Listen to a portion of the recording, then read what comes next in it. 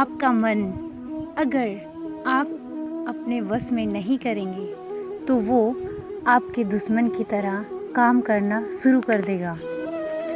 निर्माण केवल पहले से बनी चीज़ों का नया रूप है। केवल किस्मत वाला योद्धा ही स्वर्ग तक पहुंचाने वाला युद्ध लड़ता है। इंसान अपने विश्वास की बुनियाद पर उस जैसा बनता चला जाता है।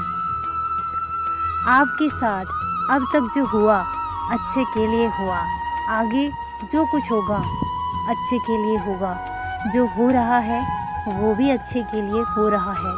इसलिए हमेशा वर्तमान में जियो, भविष्य की चिंता मत करो।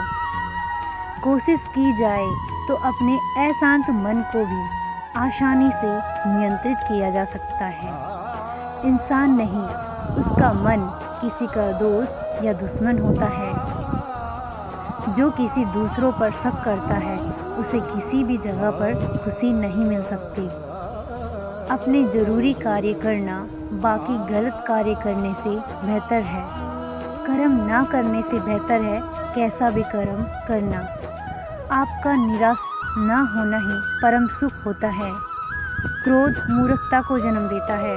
अफवाह से अकल का नाश और अकल के नाश से इंसान का नाश होता है। किसी भी काम में आपकी योग्यता को योग कहते हैं। भगवान सभी लोगों के मन में बसते हैं और अपनी माया से उनके मन को जैसा चाहे वैसा घड़े की तरह घड़ते हैं।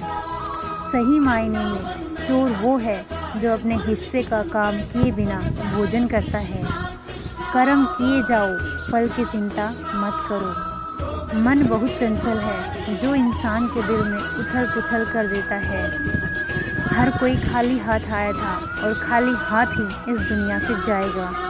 परिवर्तन संसार का नियम है। कल जो किसी और का था आज वो तुम्हारा है, कल वो किसी और का होगा। आत्मा अमर है, इसलिए मरने की चिंता मत करो। मेरा तेरा छोटा बड़ा अपना पराया मन से मिटा दो, फिर सब तुम्हारा है और तुम सबके हो। भूत और भविष्य में नहीं, जीवन तो इस पल में है, अर्थात वर्तमान का अनुभव ही जीवन है।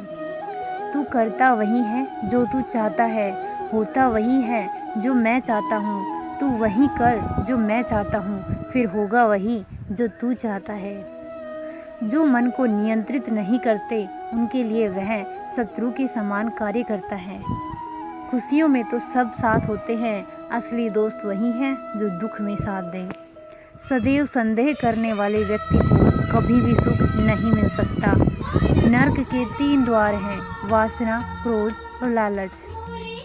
मनुष्य अपने विश्वास से निर्मित होता है। जैसा वह विश्वास करता है वैसा ही बन जाता है। जानने की शक्ति झूठ को सच से पृथक करने वाली जो विवेक बुद्धि है उसी का नाम ज्ञान है। परिवर्तन ही संसार का नियम है।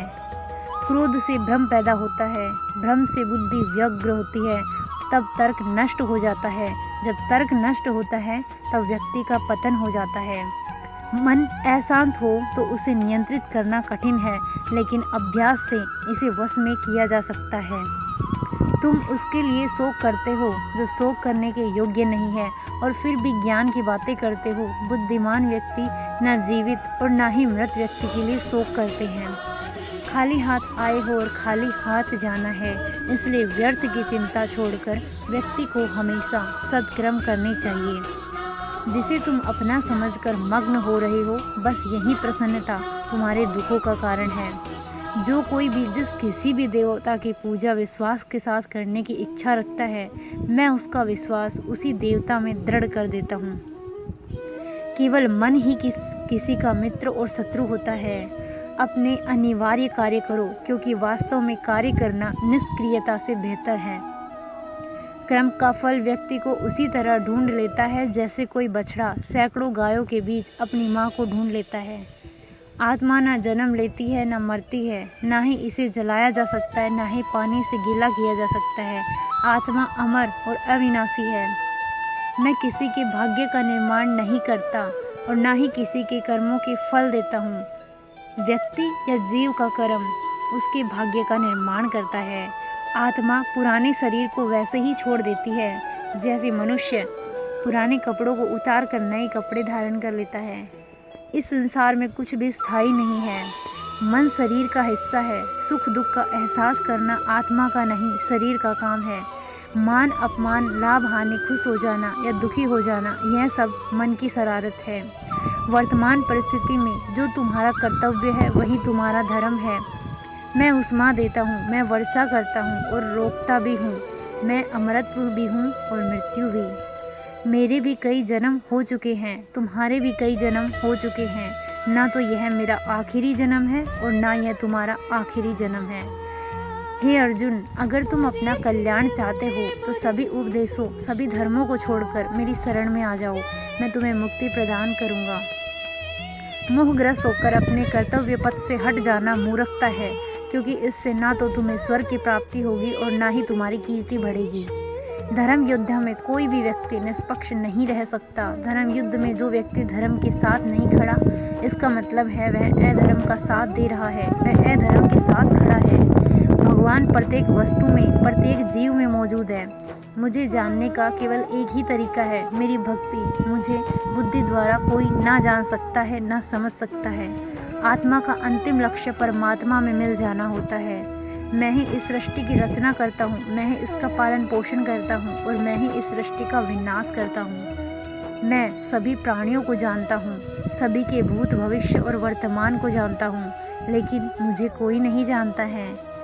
जो मुझे जिस रूप में पूजता है, मैं उसी रूप में उसकी पूजा का फल देता हूँ। जन्म लेने वाले व्यक्ति की मृत्यु निश्चित है और मरने वाले व्यक्ति का फिर से जन्म लेना निश्चित है।